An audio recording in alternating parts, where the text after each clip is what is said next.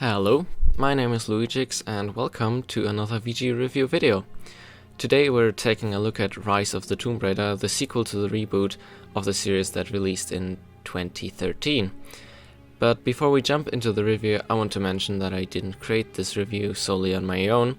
I had help by my reviewer group colleague CNS Rap, who played the Xbox One version when it released, as well as some other VG members and some friends who were kind enough to tell me about their experience with the game. Alright, let's start by taking a look at the technical side of the game. Let's briefly talk about the Xbox One version.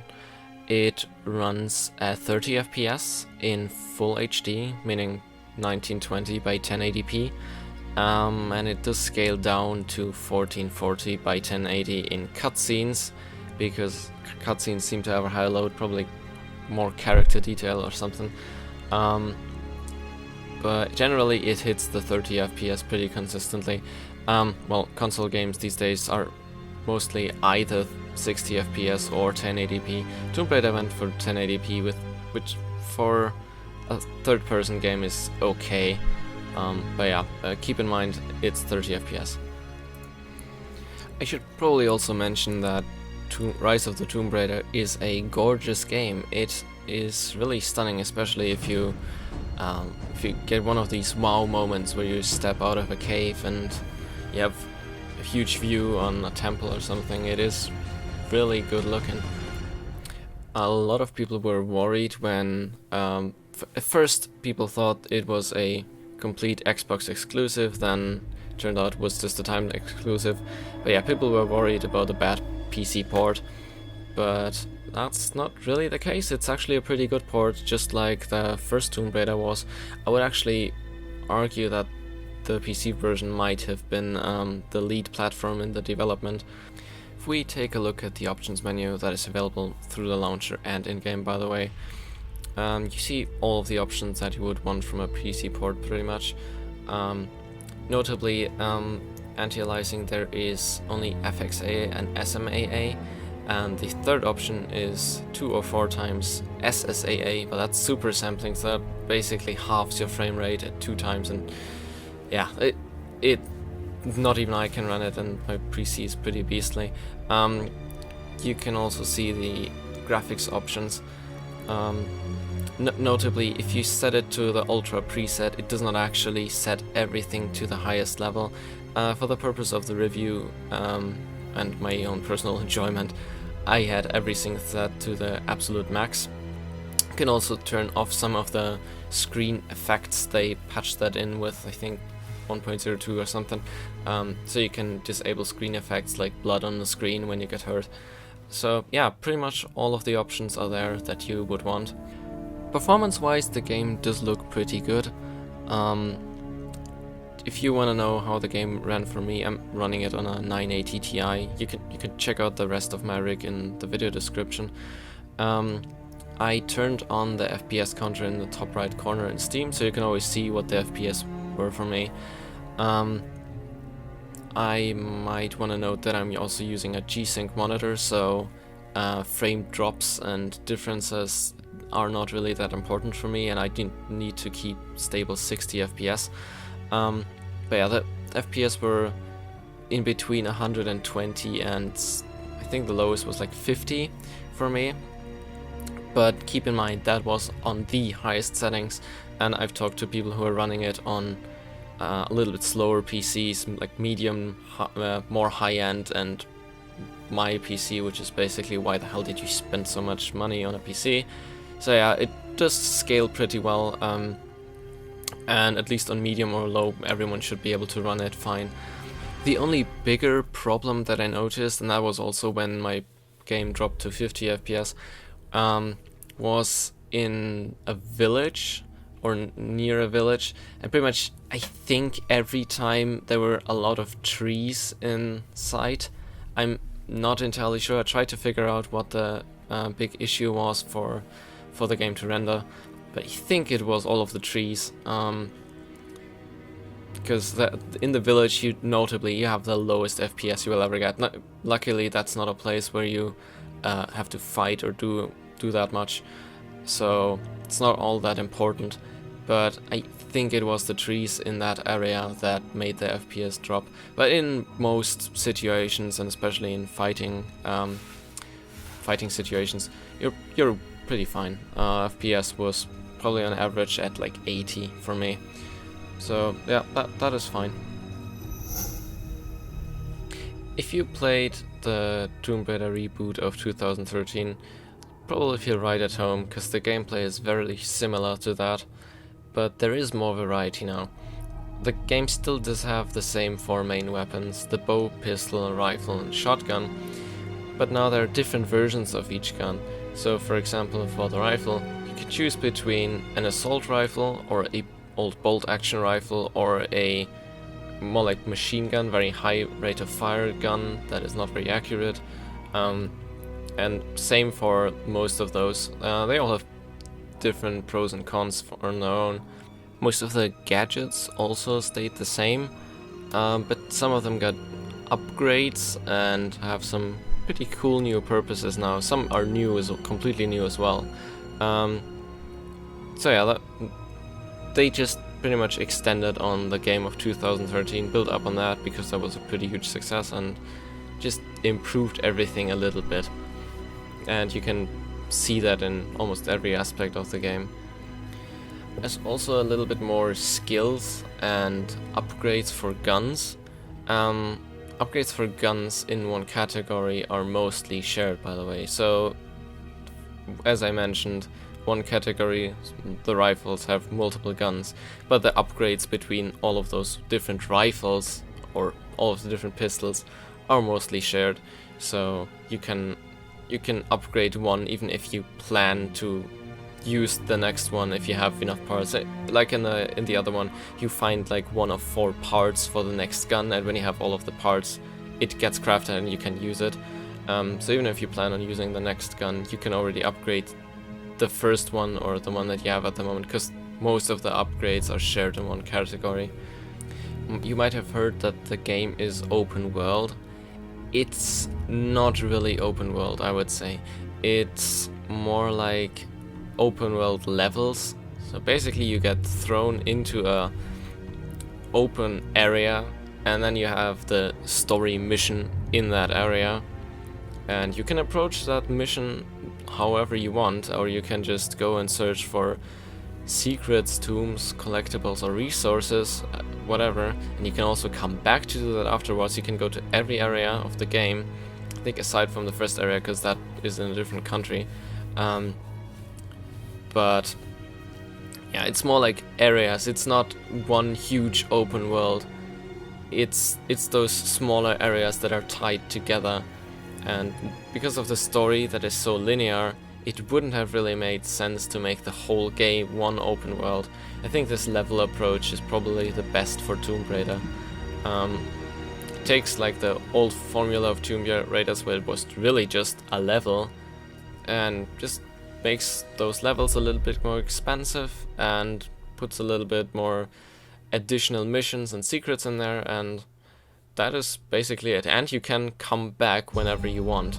So I think that's a pretty good formula for this kind of linear game. However, a different problem is that the game is too easy. It is very easy, in fact, so that I had to turn up the difficulty to actually get some challenge. I'm not entirely sure, but I think the difficulty only determines the amount of health that you have and what you can take. Because the enemies seem to go down with a headshot of almost everything. Especially one thing that is extremely overpowered is if you actually get the suppressor for your main pistol and upgrade that a bit, suddenly you have no use for any other gun. Especially on PC, it's really easy to just aim on the enemy's head, pull the trigger and you're done, because for most enemies that's enough. There's some armored enemies that will take 2 headshots because the first one is just gonna destroy the helmet or something. But yeah, it's a really easy game if you don't turn up the difficulty. So the game is more about challenging yourself, really. I think I played around 80% of the game just with the bow, because I felt that was cool and fitting. So you can challenge yourself, and if you don't want the game to be too easy, you probably should do that. Change up the difficulty, use more interesting stuff. Maybe don't upgrade the survival instinct, because if you press Q, just like in the first Tomb Raider, you have that survival instinct that will grey everything out and make the objective shine golden. That just makes it so easy. It's like a wall hack. And if you upgrade that, it becomes even more easy. It shows you where resources are and everything. So yeah, you might want to challenge yourself a little bit. And talking about difficulty, the end fight is also a little bit too easy. And it almost felt like, oh yeah, was that the end fight? Or was that just the first stage of the end fight? That was a little bit disappointing, because the end fight in the first Tomb Raider was pretty cool. But that won't really change how I think of the whole game as a package, because I think it was pretty nice. And if you challenge yourself, you can. It actually does get challenging as soon as you if you actually make up your mind and you say, I want to do this part only with the bow, then it can get challenging. It's just when you always use the easiest option, then it's not really challenging. So I don't want to spoil too much about the story of the game, but I think it had a better pacing than the first one had. A lot of people were complaining that she evolved too fast into a serial killer in the first one. I didn't feel that way. I think that was really a problem with the difference in playtime and played time. So the time that you actually play, which is like, what, 10 hours, and the time that she actually spends in the story on the island, which I think is probably multiple weeks, if not maybe up to a month or two. I mean, you don't know, so it's kind of hard to tell. I didn't have the problem with her evolving into a killer too fast, really. But yeah, since this is the second part and she has already been through that, that is not an issue anymore. Her character is, let's say, much more stable. It's much more consistent, if you want. So yeah, it has more of the old Tomb Raider-ish feeling, because she's not a survivor who's learning everything. She goes into this adventure willingly, knowing that there are enemies and bad guys all over the place. But yeah, as I said, I don't want to spoil too much. I think the story is good. I think some things might be too obvious, but I asked some people and they didn't think it was obvious. But yeah, I think it's fine for like this old adventurer, Tomb Raider, sort of Indiana Jones like story. It's a fine plot. I want to mention that in the end, after the credits, there is a end scene that is sort of teasing another Tomb Raider game, and I mean, they pretty much confirmed that the series is gonna continue. And there's also like an overarching plot over all of the games teased. You might not have thought that, but there's actually also a connection to the first game. I don't think they knew in the first game that the second game would be connected to it. They probably didn't even know they were gonna make a second game. But in the second game, they sort of made some background information, put it in there that connects this game to the first one. So there's actually a plot behind all of those games. And if you didn't know, they also want to make a new Tomb Raider movie that is connected to those games, I believe. Funnily enough, actually, Daisy Ridley, Ray from Star Wars Episode 7, is supposed or rumored to be playing Lara Croft in that Tomb Raider movie. But yeah, that's just a nice side information. Oh yeah, overall, nice story, better pacing than the first one, and quite a lot of nice background information if you're willing to listen to some people talking in the background. So yeah, I think the story was good. Last thing that I wanted to talk about is the content, and of course, if you so desire, you always have the option to 100% such a game. But there's actually some pretty nice side content there, because there are challenges, and along with challenges there are cards. The way that works is basically you have these normal challenges. Some are just time trials of the tombs and stuff like that. But you can use certain cards for those, and some give you plus points, some give you minus points. So plus points is everything that makes your game harder. For example, you have less health, or or the enemies have more health, or the enemies all have better weapons. So really a lot of shit, and everything that gives you minus is stuff that makes your life easier. There's some that are, well, serious. There are some that give you no weapons in the start, or only a bow, for example. Those would make your life harder, but there's also the easier ones that give you the minus points. You have all weapons and they're all fully upgraded, for example. Or there are also some silly ones, some that actually have an impact. For example, the enemies have bigger heads, which actually makes the hitbox of the head bigger, so you land headshots really easy. And there's also some that don't make a difference at all points-wise. For example, there's one that makes you leave a rainbow trace behind you, and some like that, and also just some costumes. And there's also one where your bow shoots chickens instead of arrows. Well, if you desire, then you can do that. But yeah, there's some nice stuff in there. They adjust the challenge, and they have some cosmetic value.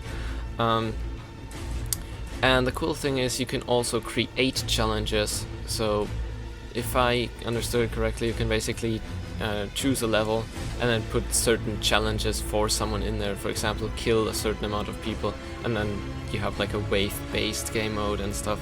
So you can make challenges for other people. One thing I have to say about the cards is that you can buy these cards with real money, but you also acquire the currency to buy those cards in-game. And I felt it was pretty easy to acquire the in-game cash. After I completed the game, which is probably what you're gonna do first before you do the challenges, I had enough money to buy a couple of card packs, and I had some really nice cards. And I think you can also sell cards that you have twice and then buy different card packs, stuff like that. So you have quite a extensive library after you finish the game, probably.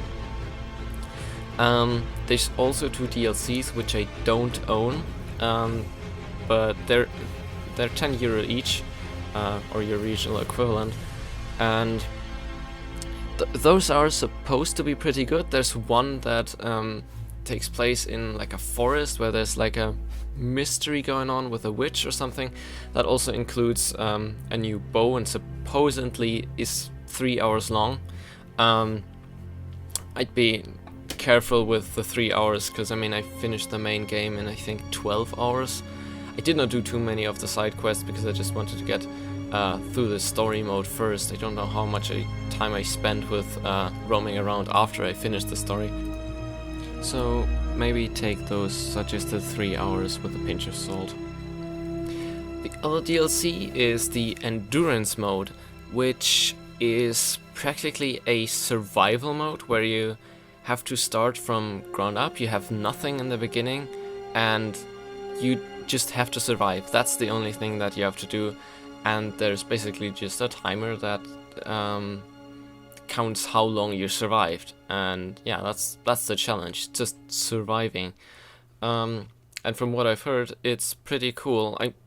I'm not sure if you want that just because you bought the main game. It is probably a really different experience, but it is definitely interesting, and you could take a look at it. And to finally reach a conclusion, in short, Rise of the Tomb Raider is a very good game, an even better game than the reboot of 2013 was. If you liked the old reboot, then totally go for this one, because it's definitely even better. But it's also very similar to the other one, so if you did not like the gameplay of the reboot at all, then you probably also won't like this one. this one definitely improves, further improves the strengths of the reboot and fixes some of the weaknesses. So, in short, a really good and well-made game that is also a good PC port. So yeah, I give this game a very good. This was LU1J1X for the VG review group. I want to thank everyone that was involved with this review, especially CNS Rap of course, who played the Xbox version. And now I'll leave you with this little Easter egg that I found when I played on Valentine's Day. If you don't know, Valentine's Day is in the lore Lara Croft's birthday. So yeah, this was the VG review for Rise of the Tomb Raider, and I see you in the next one.